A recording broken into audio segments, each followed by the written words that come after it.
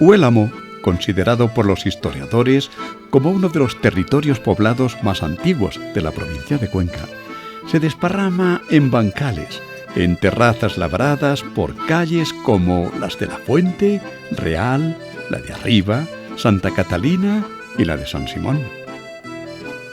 Estas dos últimas te aproximan al barrio más antiguo de Huélamo, el que se levantó a los pies de este castillo que en el año 2022, fruto de unos trabajos arqueológicos, sacó a la luz restos cerámicos de finales de la Edad del Bronce y otros, como estos de muralla, que datan del siglo VIII.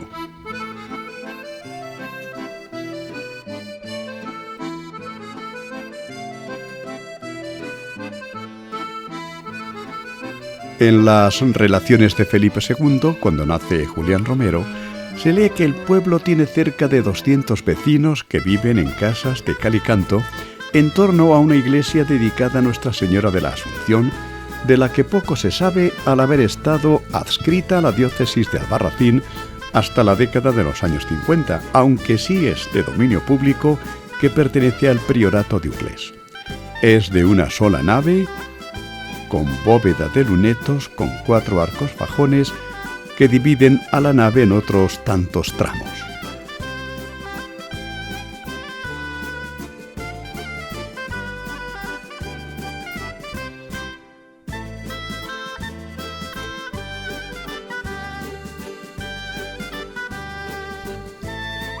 La torre, de 2 cuerpos que presenta vanos para campanas, fue rematada por esta especie de pirámide octogonal con armazón de madera recubierto de chapa, quedando coronada con la ancha veleta decorada con motivos de la Orden de Santiago, y arriba por esta cruz llena de estrellas en cuya orla destacan las iniciales de Jesús, hombre salvador. Es el remate de una torre en cuyo interior, en el campanario, se ha creado durante cientos de años un profundo y rico repertorio, a golpe de campana, tanto en el ámbito religioso como en el cívico, para marcar distintos momentos del día y alertar a la población.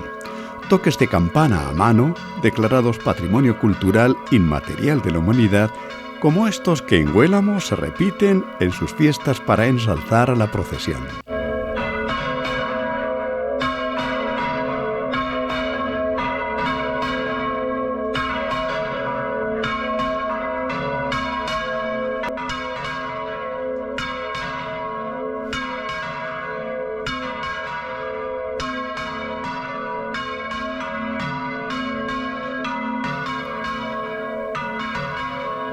Si a mediados del siglo XIX Madoz daba cuenta de que Huélamo tenía 120 casas de mala construcción, formando calles irregulares y de mal piso, hoy Huélamo, si algo tiene que enseñar, es su paisaje urbano, blanco, coqueto, limpio, ordenado, lleno de detalles, de historias y arte, como podemos comprobar en estas rejas, herencia de nuestros mayores.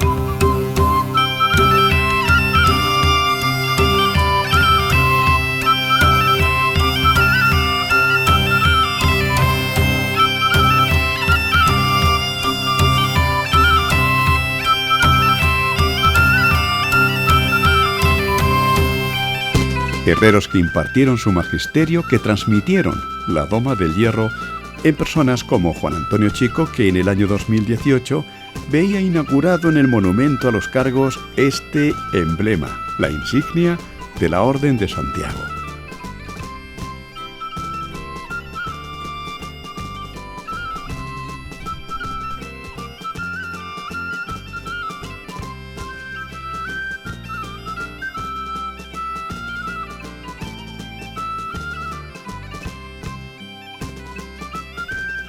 carpinteros que supieron transmitir sensaciones a base de garlopas y cepillos, de gubias incluso para que Antonio Pérez hiciera cosas como estas. Artesanos como Juan Manuel Saiz, que en madera, en hierro o en barro pone nombre a las cosas de Huélamo situándolas en su historia. Todo en Huélamo, al abrigo del Cerrillo Bisaltos, las Ollas o el Alto La Horca, que además de microclima, a 1350 metros de altitud, acunan en su interior aguas freáticas y artesianas que ven la luz a través de surgencias que encontramos en las mismas casas y fuentes heredadas como estas en el mismo casco urbano.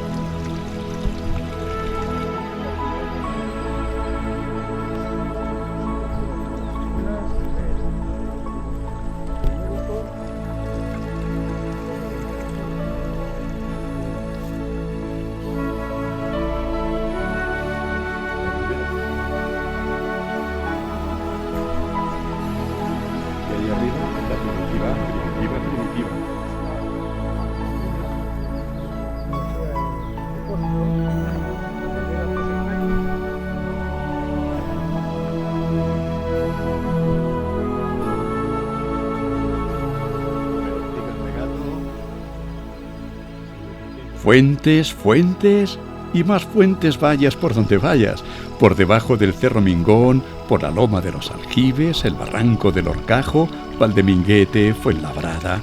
Son las que dejaron nuestros antepasados para que bebieran los animales en sus camellones, junto a otras que por necesidades más recientes para el consumo humano se han visto reformadas.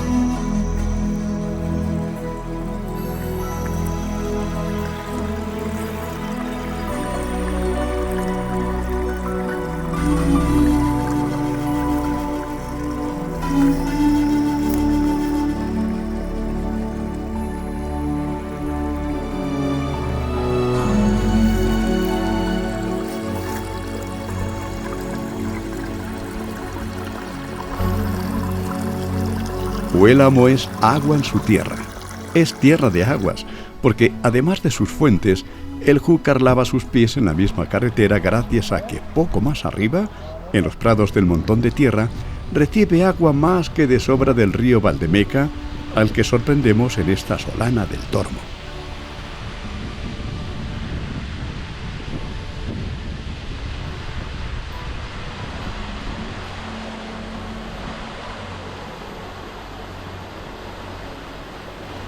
Solana del Tormo, la de este colmillo rocoso que se eleva hasta los 1.385 metros de altitud.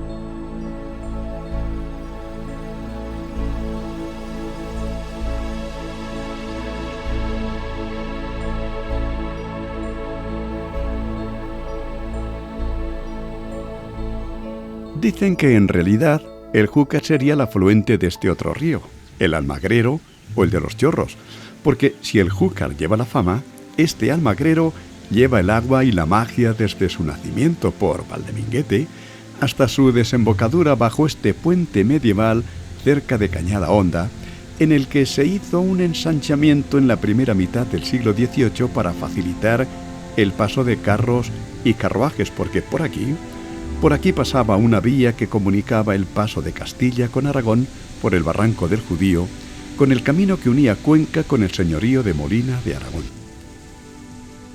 Vía que por muchas causas, aprovechando la roca tobácea, quedaba salpicada por cuevas como esta, de la Mora, que según cuentan sirvió de cobijo a los gancheros porque el puente, además de ser una vía importante para el tránsito de personas y mercancías, que favoreció el desarrollo de la industria de las ferrerías con el material de hierro procedente de las minas de Teruel y Molina, fue punto importante de maderadas río abajo en busca de la venta de Juan Romero, lugar de encuentro, de descanso y 200 metros más allá, hacia el arroyo Pedregoso, descansadero para el ganado trashumante.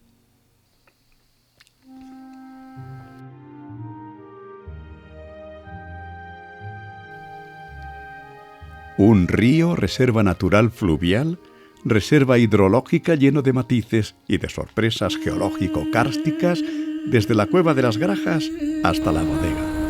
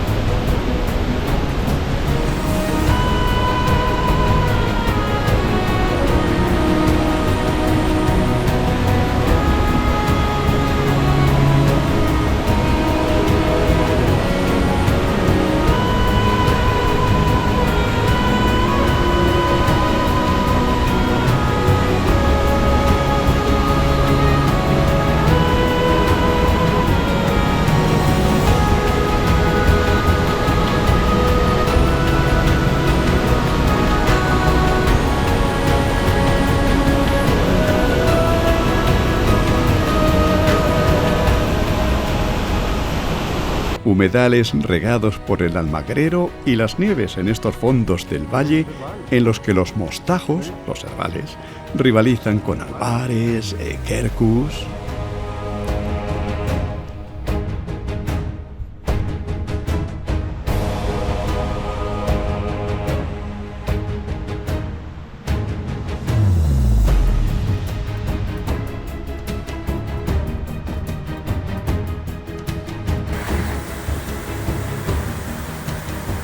Escorrentías salvajes en el barranco de la Fuente de la Torra y los Ayales.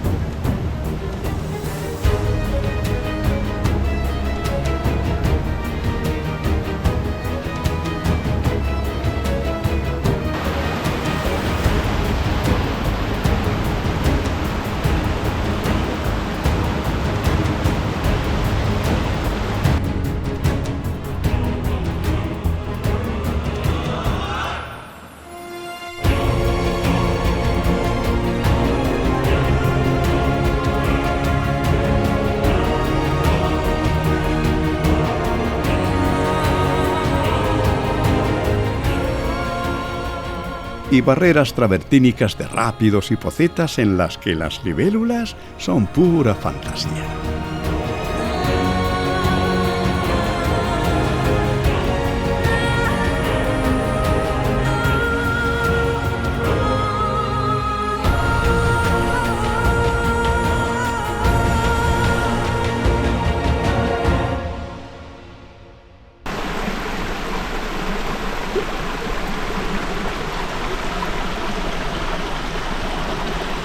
Huélamo es agua desde Valdeminguete hasta el Masegar, con el arroyo de las Chorreras.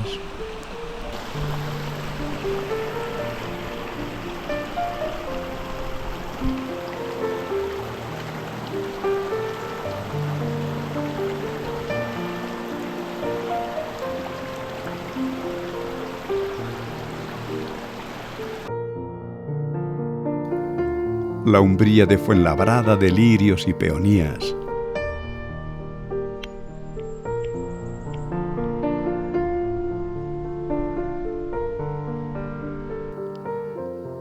El cenajo de los Calatravos en el que se refugiaban los pastores.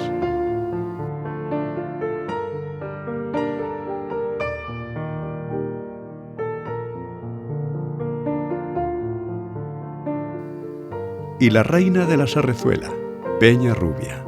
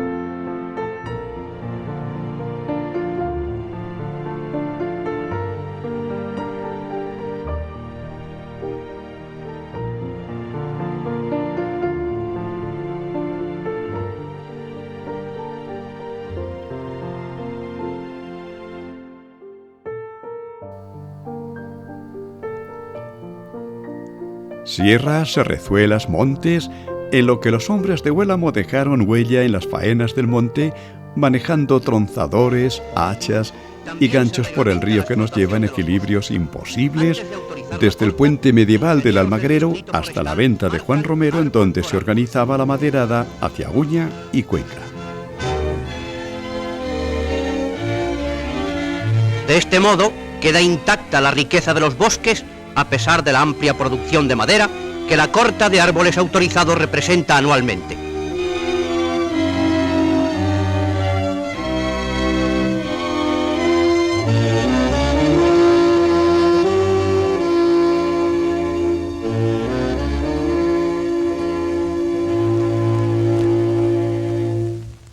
Las cambras son los apilamientos de troncos reunidos en lugares propicios a lo largo del curso alto del río Júcar.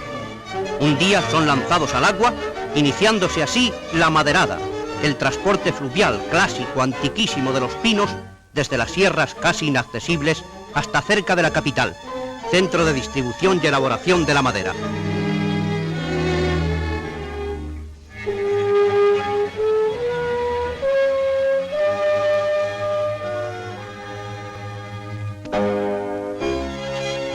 Los camiones, en inacabable caravana, desde que sale el sol hasta que se pone, van trasladando también el tesoro de la maderada hasta su fase final, en los establecimientos o estación del ferrocarril de la ciudad.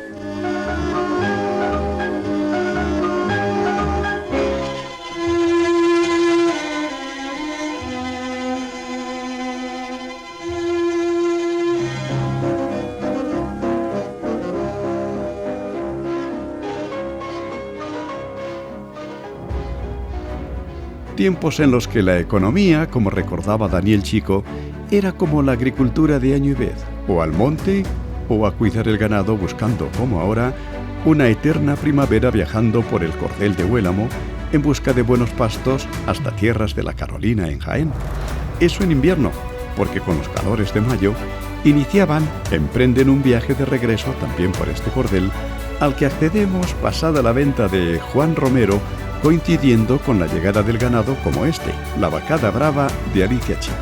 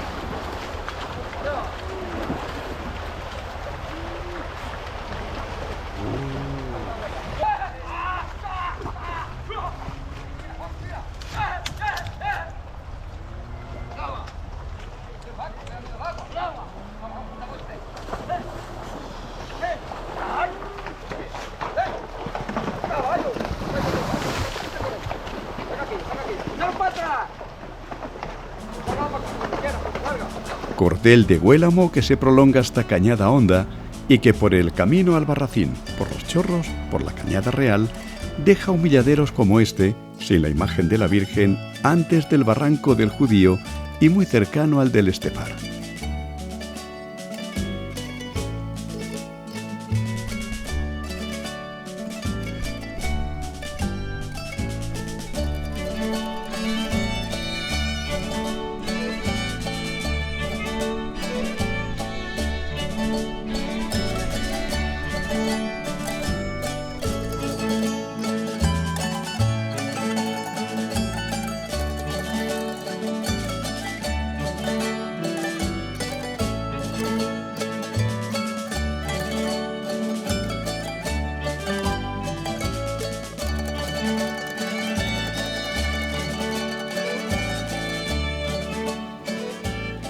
Desde esta pequeña meseta, a escasos metros de la carretera al nacimiento del río Tajo, se presenta ante nuestros ojos este verde valle acunado entre el púlpito, los sayales y la bodega, todos ellos por encima de los 1500 metros de altitud, surcados por las aguas de la Fuente del Buitre o la del Barranco del Estepar.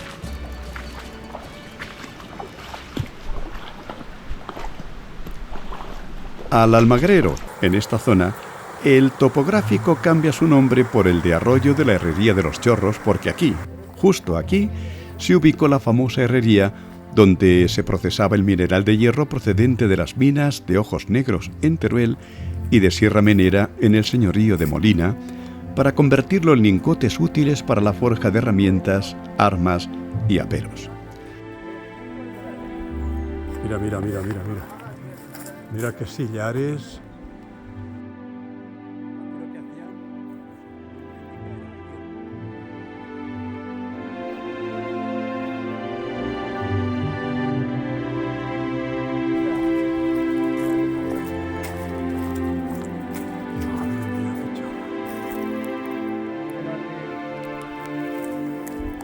Mira.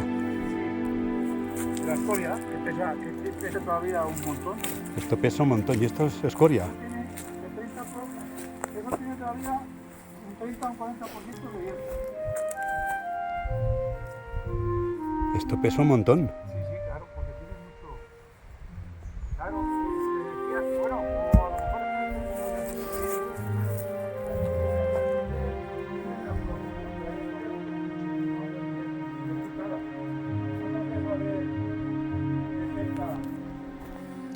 De aquella herrería con martinete para fabricar cobre que movía la fuerza del agua, quedan estas ruinas que con su silencio pregonan la grandeza que un día tuvo.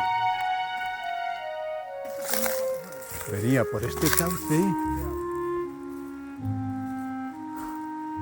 y venía por ahí el agua.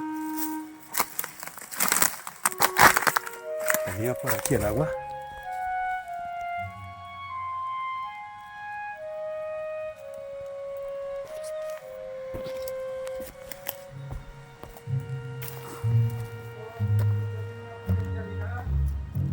Esto estaba bien hecho de cojones. Claro, faltan las vigas.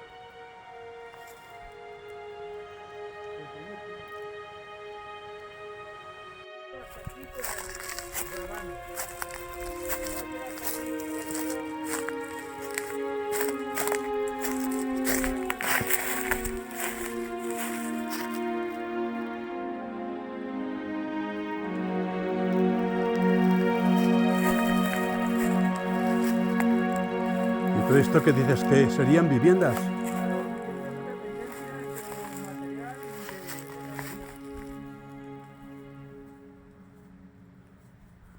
La herrería se queda al otro lado.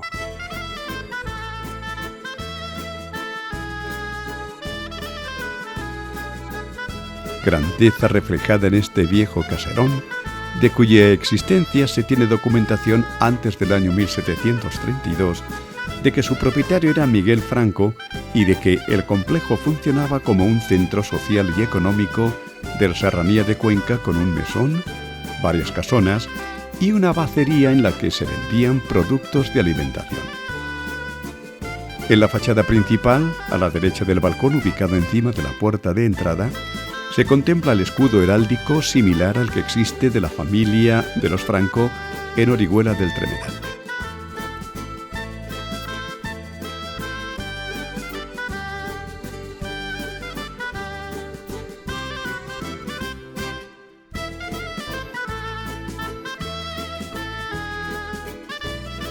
Viéndolo así, es fácil imaginar el trasiego de gentes, los balcones abiertos, el ruido del martinete allá abajo, el corro de personas alrededor de la enorme chimenea que se adivina a través de una de las ventanas. Pero el paso del tiempo es cruel, y las distancias, el abandono, el agua, el viento y los nevazos pasan facturas sin pedir permiso, y tal y como vemos la estructura desde el aire, esta herrería de los Chorros, lo que queda está enferma de muerte.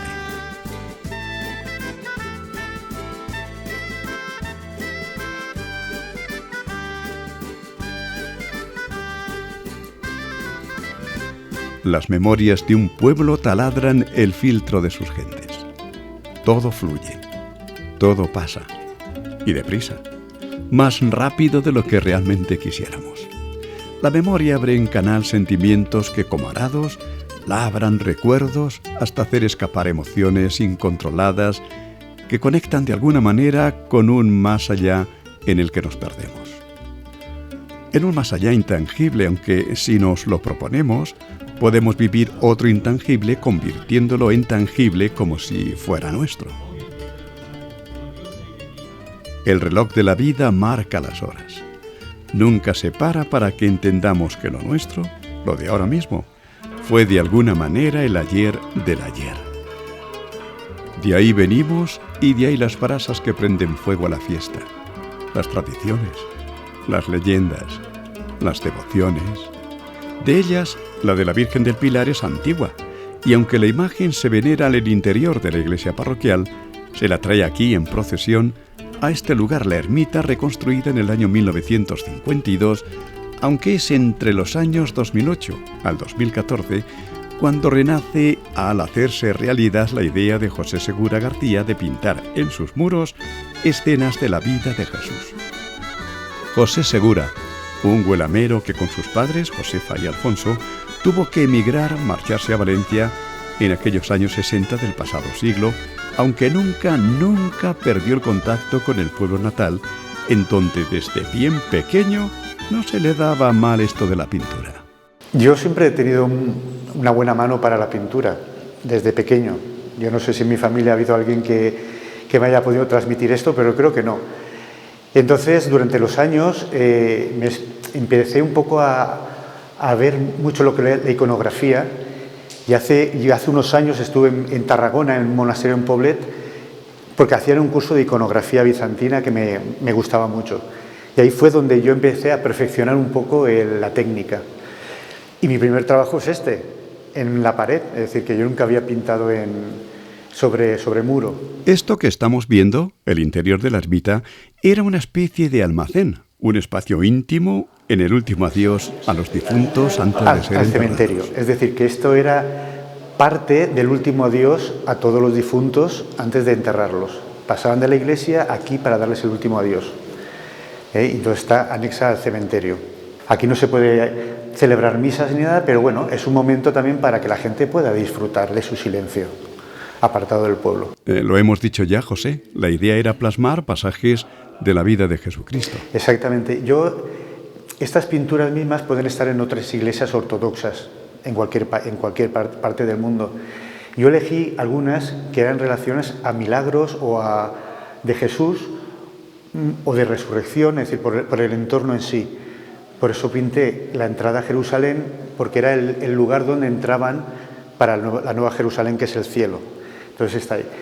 El milagro de las bodas de Cana, donde María tiene su protagonismo también. La resurrección de Lázaro. Aquí tenemos la Asunción, la crucifixión y la resurrección de Jesús. Es decir, son escenas que evocan un poco dentro de la vida de Jesús lo más señalado para esta ermita que había pedido yo. Lo curioso es que lo que era un proyecto personal, una idea para hacerla realidad sin prisas, se convierte en una obra colectiva en la que todos quieren ayudar. Esto para mí era un proyecto personal, es decir, esto iba a hacerlo yo con puertas cerradas y poquito a poco. Pero es que la gente del pueblo se empezó a enterar de que aquí estaba haciendo algo y bueno, fue increíble, ¿no? La cantidad de personas que han pasado por la ermita a querer ayudarme, que chavales con la moto, que paraban la moto, ¿te puedo echar una mano? Pues mira, pues ve rellenándome esto. O gente que venía del pueblo, se sentaba en el banco, me miraba cómo pintaba, suspiraban y se iban. Es decir, ha sido un proceso que creo que esto la gente del pueblo lo ha tomado como algo propio, algo suyo. De hecho, las estrellas que hay en el cielo son estrellas que la gente ha aportado. Aportaron simbólicamente, no sé si eran 3 euros, simbólicamente, y cada estrella tiene parte de la familia de este pueblo. Han querido ofrecerla, ¿no? Entonces están representados pues toda la gente en este cielo estrellado. Ellos me ayudaron más a rellenar. Todo lo que fue perfeccionando luego, el final lo acabé yo. Pero ellos me ayudaron mucho a adelantar todo este proceso. Porque si no, claro, hubiera sido una faena pues que en vez de durar 4 años me hubiera costado 8 años, ¿no? Y eran 4 años porque yo pensaba en 4 años acabar esto, no sé por qué, ese era el plazo. Esta entrevista que mantenemos con José Segura en el interior de la Ermita del Pilar coincide con el momento en el que José y su familia depositan las cenizas de su madre Josefa aquí al lado, en el cementerio. Josefa y Alfonso, que sin duda vivieron de forma especial todo esto, José. Mi madre y mi padre también. Lo vivieron. Yo durante 4 años que estaba pintando la ermita, yo me venía de Valencia los fines de semana con ellos para adelantar yo la faena, y ellos se quedaban en el pueblo y me traían el almuerzo, y es decir, que ellos lo han visto esto acabado. Sí. Incluso vieron el día de la inauguración, es decir, que orgulloso. Sí. Ellos han vivido esto, y mi madre sentada ahí viendo cómo pintaba y tomando el sol de la tarde, es decir, que bueno, ha sido increíble. Y sobre todo, una cosa muy curiosa es que aquí no había luz. Entonces yo durante los 4 años que venía a pintar, aprovechaba la tarde porque el sol reflejaba en el suelo, iluminaba la ermita, entonces yo aprovechaba, porque si no luego esto era una cueva. Luego posteriormente, antes de la inauguración, ya pusieron los focos y ya, bueno, ya por lo menos era otra cosa, pero sí es curioso. Sí, ellos desde el cielo supongo que están orgullosos y contentos de todo este trabajo, sí, seguro. En este documental, desde el principio, nos referimos a lo tangible y lo intangible, a lo que puede ser observado y percibido con los sentidos y a lo que hace referencia a todo lo que no puede percibirse a través de los mismos. De eso hemos tratado en este Huélamo, heredado de nuestros mayores, de vestigios que vienen de la Edad del Bronce, de fragmentos de muralla del siglo VIII en nuestro castillo, de la decadencia en el XIX y como a tiro de piedra, en la memoria colectiva, del Huélamo de eras y trillas hasta este pueblo el nuestro, blanco, pavimentado, con servicios y reencuentros que mantienen un Huélamo tangible e intangible.